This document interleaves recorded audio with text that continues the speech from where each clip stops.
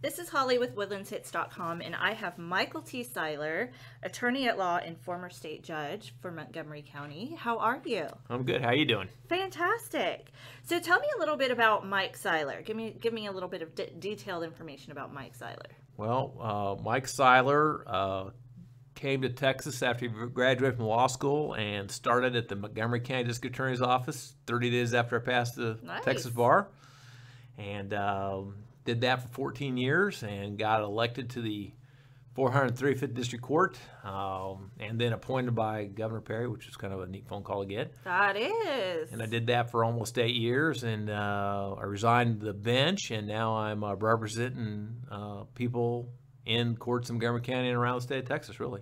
Okay, so what kind of cases do you specialize in? Is it everything, or? You know, I do cases where people are in trouble. Okay. And need a lawyer. I'll Okay. do a lot of criminal cases. I do some family law cases. I've done some civil cases. I mean, it's where you need somebody in the courtroom that's going to fight for you. And I get hired on all those cases because I've been in that courtroom for a solid 20 plus years. That's amazing.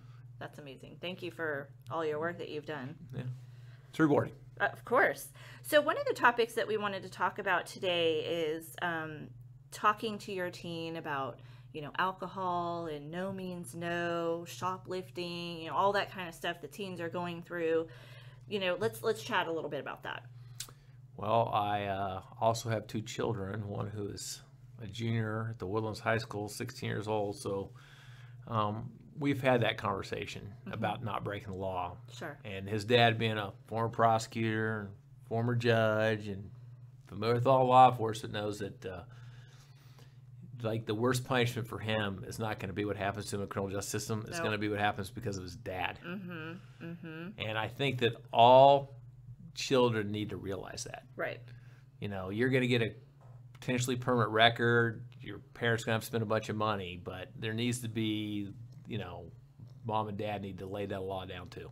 I'm a big believer of that. I completely agree, and I'm a mom of 3, and you know I do put the fear of God in them. In the criminal justice system, if you get involved in it, the fastest you're going to get out is 3 months. Okay. Takes a little bit of time. The impact is not sudden enough for a child. The impact at home is sudden enough for a child. Sure, absolutely.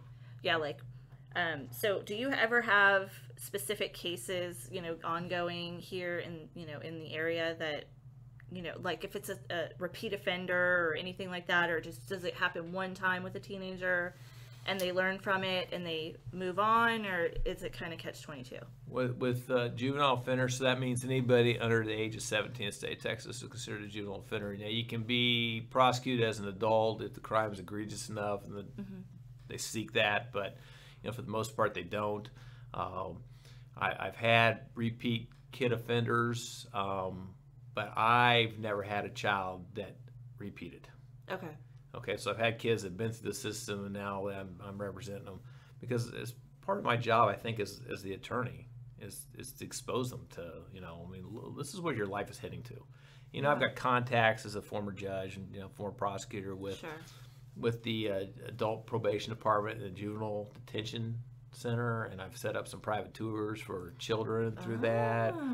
It's a 2 or 3 or 4 hour process, and it you know, mom and dad aren't there. I mean, they can be there if they want, but it's probably better that they're not, so they can actually experience it for what it is. So when I first became a judge, I mean, it's a private facility, but like I said, I got some access to it, and they gave me a tour of it.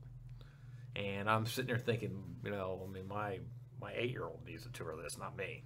Right. You know, and I never had to give him that tour because Ethan, he's a good kid. But a lot of kids is extremely helpful. And you know, I've been able to set that up, and that's got a lot of kids' attention. So well, that's good. And if you know, if anyone needs that done, I'm not going to charge you. Give me a call, and I'll get that set up for you, because you know what, that's awesome. Yeah, because I know there's parents out there that are like at wit's end. They're like, I don't know what to do. I've been talking to you till I'm blue in the face, and you're just not getting it.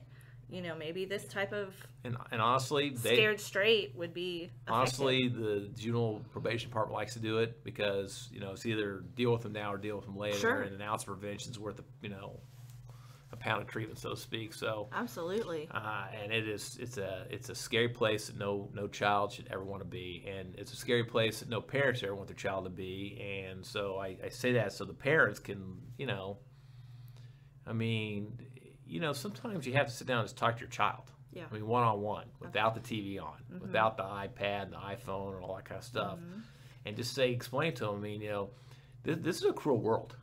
I mean, and everyone's on your side in high school, and we're all rooting for you. But I mean, once you are accused of breaking the law, I mean, you're subject to being arrested.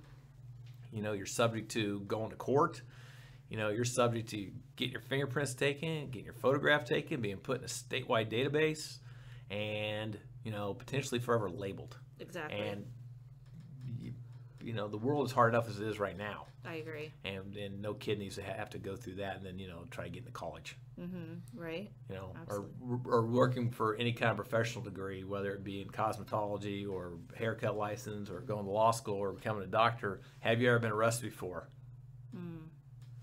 Well, yes, when I was 16 for shoplifting, for something you didn't want, didn't need. Right. I mean, so, I find that part of my job is to kind of explain this to kids. Well, it's almost like you're counseling them. Yeah, I am counseling. You know what I mean? Hard counselor. And educating them With your knowledge and the tools that you have in your tool bag to help make them better people. My experiences.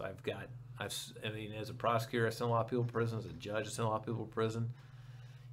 And as a defense lawyer, I'm able to help some people out, and that's actually more rewarding than being the judge part and being the prosecutor part. I can see that. Is understanding the situation and being able to tell my client, and that's kind of what you're looking at, and being pretty accurate with it, and then this is what we can probably get out of it, and then getting some people through the system, and they're very thankful. I would imagine. And they don't mess up again. Well, that's good. So. And you know what? That takes a very special person to do that, because I've seen lawyers, they just do their job and they're done. Yeah. You know what I mean? They're looking for $400 and in and out. Exactly. I mean, this is you truly care about these individuals. Yeah, well, I mean, there's 165,000 people in prison. I mean, once you're in that, situation, it's it's unfortunate for you. So Absolutely. I try to counsel people like this is where you don't want to be. So. Well, I really, really like that. Where can they contact you directly to learn more about you, learn more about your firm? Well, our office is in the Woodlands, right across the street from Black Walnut at 2700 Research Forest. Oh, okay. I mean, on the other side of Research Forest. Sure. And our phone number is 281-419-7770. Okay. And we have it's a full legal office, so we do wills and we do civil cases and we do criminal cases and some family law cases, like I said. Right. So. And then you also have a website as well. Yeah, www.theseilelawfirm.com. Okay. Perfect. Perfect.